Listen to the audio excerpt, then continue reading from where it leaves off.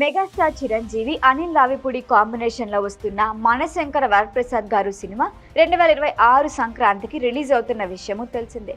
Shine screen, gold blocks entertainments కలిసి సంయుక్తంగా ఈ మూవీ నిర్మిస్తున్నారు. ఈ సినిమాకు భీమ్ సిసిరోలియో మ్యూజిక్ అందిస్తున్నారు. అనిల్ రావిపూడితో సంక్రాంతికి వస్తున్న సినిమాతో బ్లాక్ బస్టర్ హిట్ అందుకున్నాడు భీమ్స్. ఆ సెంటిమెంట్ తోనే మెగా సినిమాకు ఆయన్ను కంటిన్యూ చేస్తున్నారు అనిల్ రావిపూడి. అయితే భీమ్స్ మీద పెట్టుకున్న నమ్మకాన్ని ఒమ్ము చేయకుండా అతను అదరగొట్టేస్తున్నాడు కూడా. మనశంకర వరప్రసాద్ గారు సినిమా నుంచి ఫస్ట్ సాంగ్ మీసాల పిల్ల అంటూ వచ్చింది. ఆ సాంగ్ ఇన్స్టెంట్ చార్ట్ బస్టర్ గా నిలిచింది. చిరంజీవి ఈ ఏజ్ లో కూడా గ్రేస్ఫుల్ డాన్స్ తో అలరిస్తున్నారు.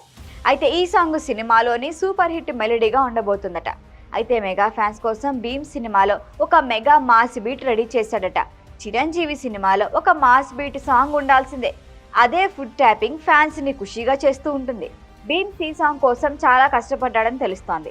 చిరంజీవి మాస్ సాంగ్స్ కి ఉన్న క్రేజ్ ని దృష్టిలో పెట్టుకొని ఈ సాంగ్ ని కంపోజ్ చేశాడట భీమ్స్. అందులో అనిల్ కూడా సినిమాలో ఒక మాస్ సాంగ్ ఉంటే వింటేజ్ మెగాస్టార్ ని గుర్తు చేసినట్లు అవుతుందని భీమ్స్ తో డిస్కషన్ చేసి మరి అలా సెట్ చేశారట. సో మనశంకర వరప్రసాద్ గారు సాంగ్స్ పరంగా అదే మెగా మాస్ బీట్ తో మెగాస్టార్ డ్యాన్స్ తో కూడా ఫీస్ట్ ఇస్తాడని టాక్.